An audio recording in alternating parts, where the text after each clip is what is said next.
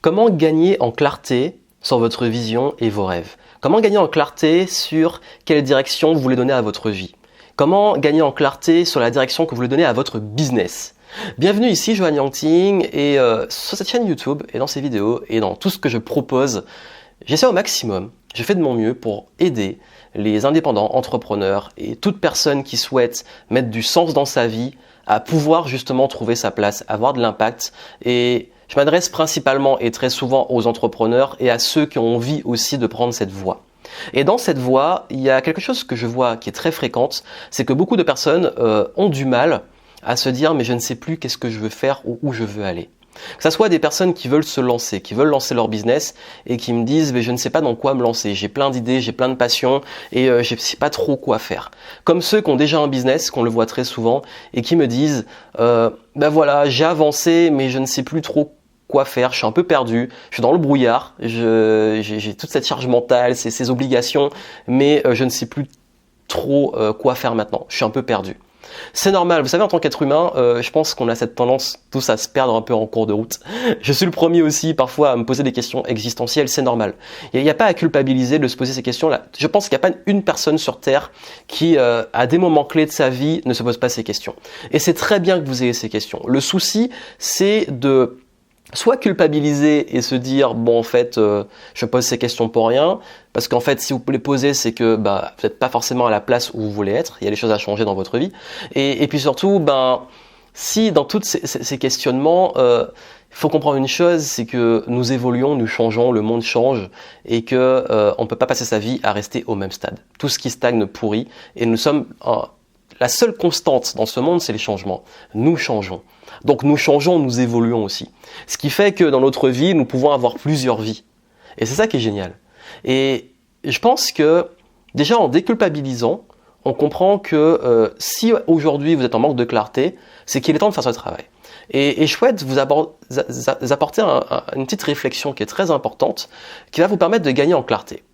La première chose pour gagner en clarté, comprenez qu'est-ce qui vous motive vraiment. Vous savez, dans notre vie, nous sommes motivés, c'est comme une sorte de matrice. Il y a ce qu'on fuit et ce qu'on veut, et il y a les motivations intrinsèques, donc internes et aussi extérieures.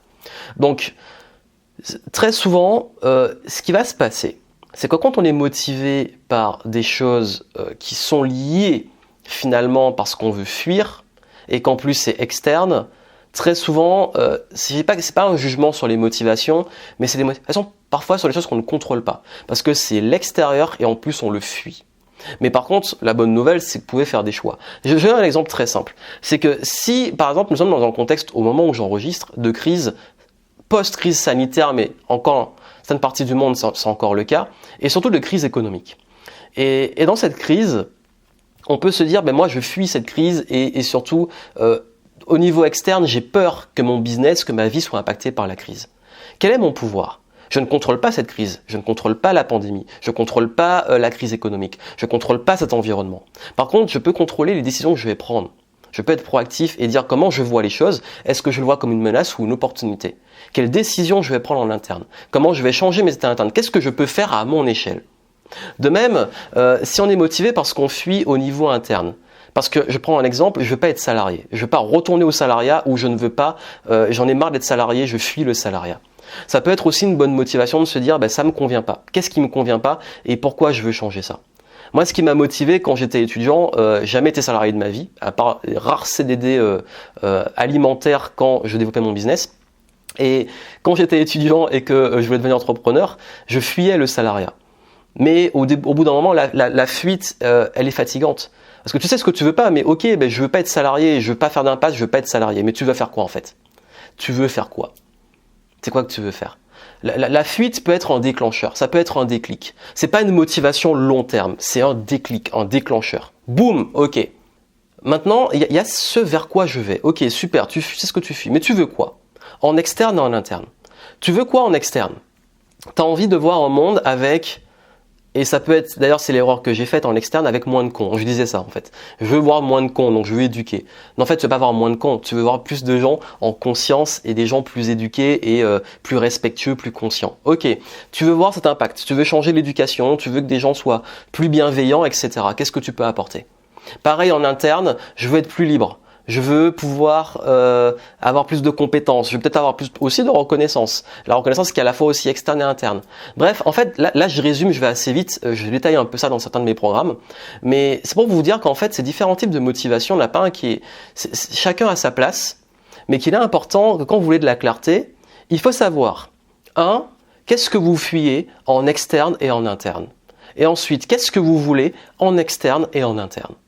Rien que ça, ce petit exercice peut vous aider à déjà savoir un petit peu où vous en êtes maintenant.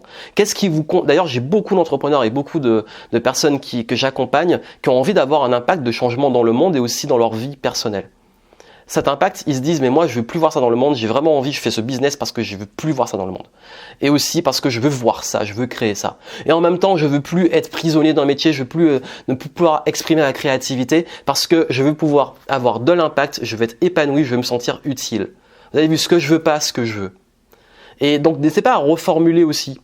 Parce que c'est bien d'avoir la note to do, la note to be, ce qu'on veut pas être, ce qu'on veut pas faire. Mais c'est bien d'avoir aussi j'aime pas trop les to-do list, vous le savez, les to-do et voilà, to be, mais au moins ce que vous voulez construire.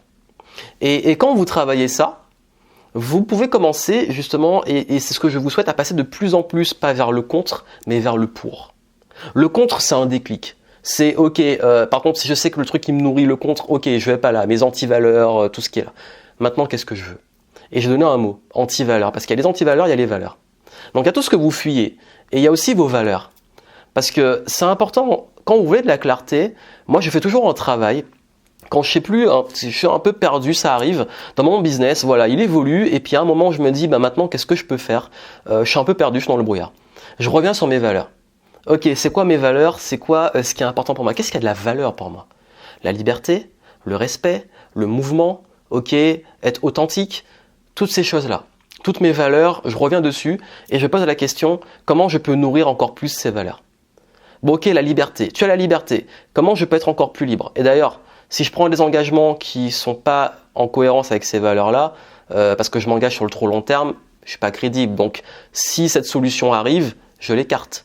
Par contre, je sais que c'est une citation de Mandela qui dit que quand on est libre, je ne sais plus c'est quoi exactement, quand on est libre, le but c'est aussi de pouvoir rendre les autres libres. Ok, moi aussi j'ai envie que les autres soient libres. Parce que ma liberté, j'ai pas envie d'être tout seul en étant libre, c'est nul.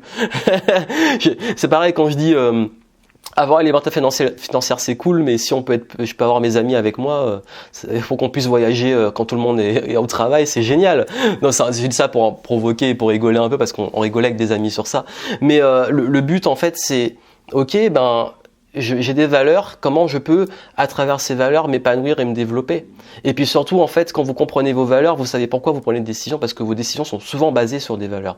Donc votre clarté, tout ça, c'est aussi, dans un premier temps, les différents types de motivation, et dans un second temps, la cohérence avec vos valeurs, avec qui vous êtes. Et c'est ça aussi, c'est qui vous êtes. Et on n'est pas forcément uniquement défini par nos valeurs.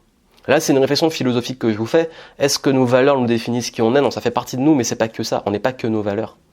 Mais qui vous êtes vraiment? Est-ce que vous savez qui vous êtes? Qui vous êtes? Qui je suis? Qui suis-je? Comment avoir de la clarté? Se rappeler qui on est. Qui suis-je en tant qu'humain? C'est une question à la fois difficile mais importante. Qui suis-je? Et on pense souvent que pour gagner en clarté sur sa vision, ses rêves, ses valeurs, il faut faire un gros pas en avant. C'est un bon exercice de s'imaginer, c'est ce que je donne. J'ai fait une vidéo d'ailleurs dessus sur comment justement arrêter de s'épuiser, etc., sur l'importance d'avoir une vision même après sa mort. Mais en fait, très souvent, quand on veut gagner en clarté, le problème qu'on a, c'est qu'on veut trop se projeter. Alors qu'en généralement, la meilleure façon de gagner en clarté, c'est parfois de revenir sur soi, en introspection, sur qui on est, et puis parfois de revenir même dans le passé. Ça veut dire quoi? Qu'est-ce qui dans le passé m'a rendu heureux? Qu'est-ce qui dans le passé, dans mes souvenirs, c'est quoi les meilleurs moments pour moi de ma vie? C'est quoi, qu'est-ce que je voulais devenir? Est-ce que je suis là où je voulais devenir? Qui suis-je? Et c'est très intéressant de voir les moments qui nous rendent heureux, de voir que parfois on les perd, de se rappeler pourquoi on s'est lancé et que parfois on a perdu cette motivation, ou alors qu'elle a évolué. Je me suis lancé pour la liberté, j'assume, je me suis lancé pour être libre. Je voulais qu'on me foute la paix, je voulais pas avoir de patron, j'ai pensé qu'à ma gueule. Ok. Et aujourd'hui, j'ai plus d'engagement, je suis peut-être je pense que je suis moins libre qu'avant, je parle moins libre d'un point de vue engagement. Par contre, je suis plus libre parce que j'ai plus d'impact, peut-être plus de revenus, de matière à faire. Mais je suis moins libre, par exemple, de mon temps et de mes engagements. Mais c'est un choix. La liberté, c'est pas l'absence de contraintes, c'est pouvoir choisir ses contraintes. Mais cette liberté, aujourd'hui, ma vision, ce qui me motive, ma clarté, ça dépend plus que de moi en fait. Ça dépend de l'impact que j'ai gagné, qu'est-ce que j'ai envie d'impacter maintenant. Même si à l'époque, j'avais déjà ça. Et quand je me rappelle que mes meilleurs moments, c'est mes expériences, c'est mes voyages, c'est le moment avec les gens que j'aime, c'est les moments où je découvre quelque chose, où j'apprends quelque chose, où je vis parfois un petit peu des challenges, ben je sais qu'il faut que je nourrisse ça dans mon quotidien. Qu'il faut que je crée de la nouveauté, que je crée du voyage, que je crée de la découverte, que je crée des nouvelles relations, que je renforce des relations. Donc quand je reviens à ce qui me rend heureux, quand je reviens à qui je suis, à mon parcours, ben je sais en fait, je gagne en clarté sur ben ça te rend heureux avant, ça te rendra heureux aujourd'hui aussi. Et si ta vision elle change, ben elle évolue et fait évoluer cette vision. Donc vous voyez en fait, le conseil que je veux vous donner ici, rappelez-vous pourquoi vous faites les choses. C'est quoi vos motivations? N'oubliez pas, interne, externe, fuite et aller vers. Et ensuite, vos valeurs. Et ensuite, qui vous êtes. Qu'est-ce qui vous rend heureux vraiment? Revenez dans cette introspection. Revenez sur ça. Ne cherchez pas à trop imaginer le futur ou vous projeter. Revenez d'abord sur ça. Qui vous êtes. Qu'est-ce qui vous rend heureux? Qu'est-ce qui vous nourrit? Et je vous garantis que quand on fait cette introspection, quand on prend ce recul, souvent je le fais, parfois je peux partir une semaine ou quelques jours juste pour ces réflexions-là. Et bizarrement, on commence à avoir des nouvelles idées de projet, on commence à avoir des déclics, on commence à se dire, ben en fait, voilà, j'ai une nouvelle vision, j'ai un nouveau projet, et on revient et on se lance dans un truc, et on retrouve cette dynamique, on retrouve cette motivation. Voilà, et je pense que si ça peut vous aider, c'est un partage que je vous fais. Et puis en descriptif, je vous mets des ressources et des outils si vous voulez approfondir le travail, si vous voulez aller au bout de cet exercice et puis faire un travail beaucoup plus complet. N'hésitez pas et je vous mettrai une petite vidéo sur comment trouver sa voie. Allez voir le replay de mon live que j'ai fait. Je vous mets aussi le lien sur comment trouver sa voie et je parle de trouver son flow. Et vous voyez, j'explique dans ce concept que c'est une évolution constante. C'est pas j'ai trouvé ma voie et je suis en ligne droite. C'est chaque jour, je nourris un quotidien idéal et du bonheur. Et c'est la vision que j'ai en fait. On ne sait pas combien de temps on est sur Terre, combien de temps on va vivre, et le but c'est de kiffer au maximum le temps dont on dispose, le temps qu'on va passer dans nos vies. Donc voilà, c'était ma contribution, j'espère qu'elle vous aidera et moi je souhaite qu'on se retrouve pour la suite. Donc si c'est pas encore fait, abonnez-vous à la chaîne YouTube pour avoir différents conseils sur l'entrepreneuriat, le business, mais aussi le mindset et la vie, parce que je suis là aussi, parce que c'est important aussi qu'on soit équilibré, qu'on soit aligné et qu'on kiffe tous nos vies et nos business. Et puis moi je vous dis à très vite, et ça peut aider des gens qui sont un peu dans le brouillard, un peu perdus. N'hésitez pas à partager ce contenu, ça fait toujours plaisir pour le faire connaître. Allez, plein de succès à vous et je vous dis à très bientôt.